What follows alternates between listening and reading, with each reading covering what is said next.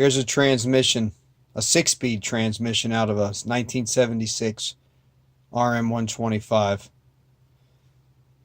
This is your primary drive shaft. The clutch drives this shaft. This is your output shaft, or your counter shaft.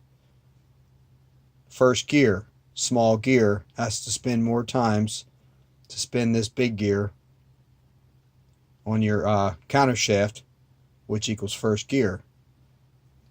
Second gear, the ratios change. Third gear, the ratios change. Fourth gear, the ratio changes.